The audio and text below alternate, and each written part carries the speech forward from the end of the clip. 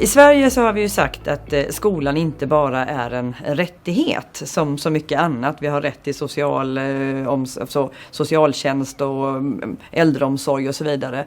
Men skolan, framförallt grundskolan, skiljer ut sig. Där har vi också sagt att vi har skolplikt. Man måste alltså gå i skolan. Och anledningen till detta, det är att vi har sagt att alla barn ska ha möjlighet att forma sin egen framtid och kunna vara delaktiga i samhället.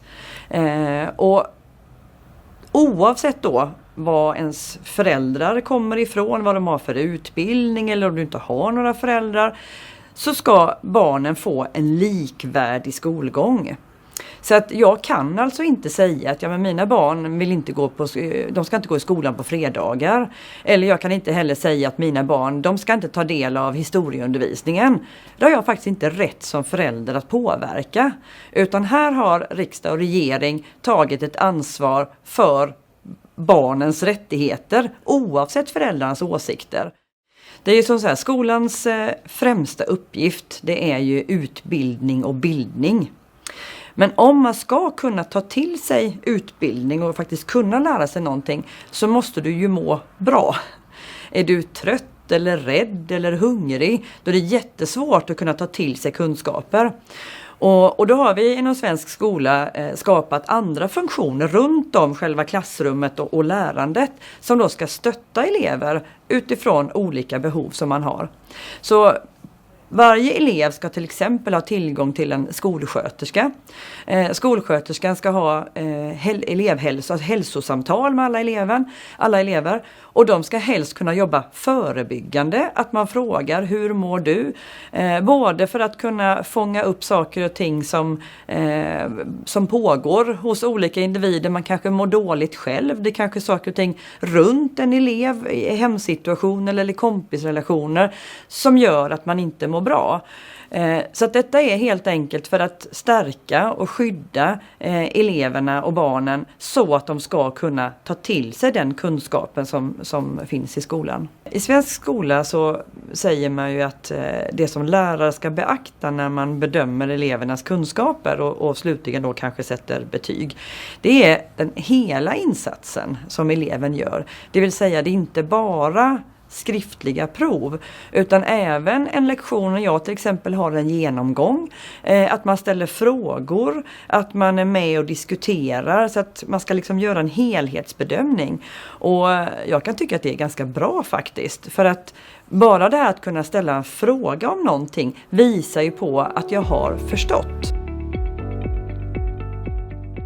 Det finns mycket man kan göra för att göra tiden så meningsfull som möjligt under tiden man är i asylprocess.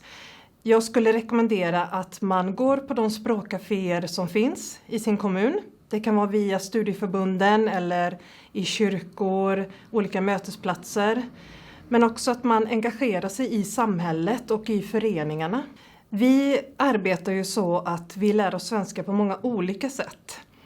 Inte bara att vi sitter och läser och studerar, utan vi lyssnar på musik, vi tittar på film och har mycket praktisk svenska.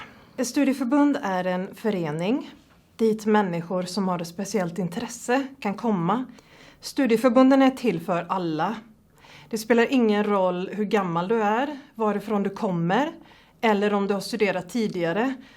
Och just Studieförbundet Vuxenskolan har kontor i alla kommuner, så det är bara att kontakta ditt lokala kontor.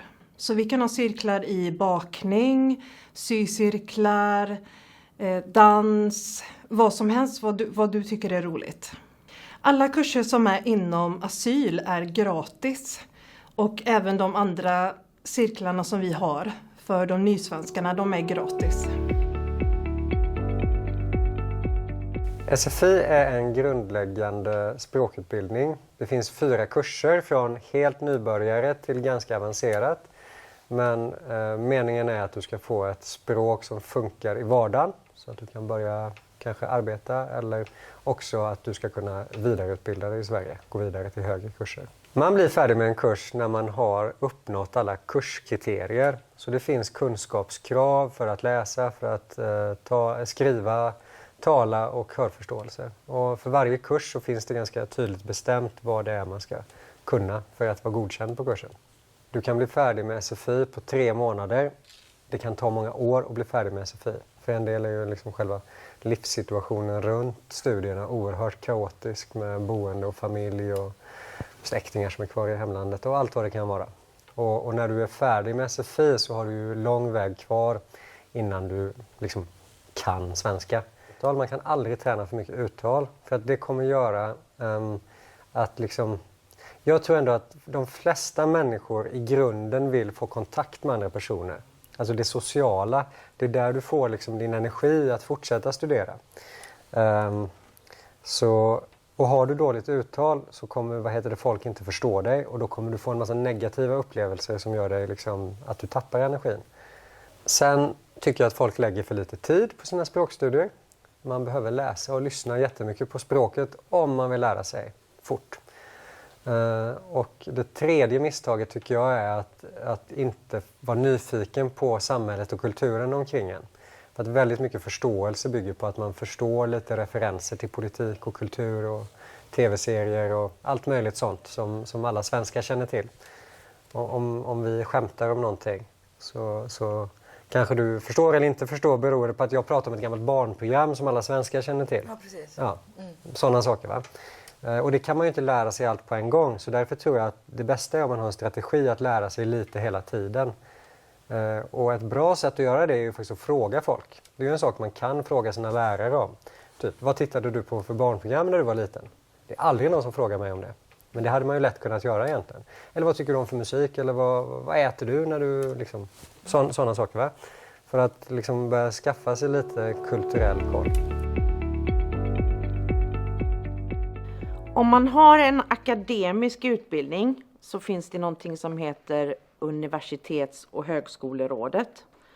De bedömer hur din utbildning motsvarar en sådan svensk utbildning. För att komma i kontakt med dem så ska du skicka in en ansökan till dem och det kan du göra på egen hand. De har ganska lång handläggningstid så det är viktigt att man gör det tidigt. Har man betyg och intyg på engelska, då kan man skicka in dem direkt. Har man betyg eller intyg på något annat språk så behöver man få dem översatta först. Det är ofta viktigt att man också har en ämnesförteckning, inte bara ett examensbevis utan att man har en ämnesförteckning så de kan jämföra vilka kurser man har läst. Mitt tips till den som bor på ett asylboende är att tänka att jag kommer stanna här. Jag ska lära mig svenska och jag kommer börja lära mig svenska nu.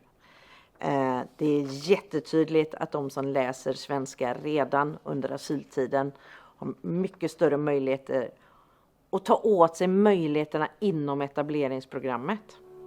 Så plugga på.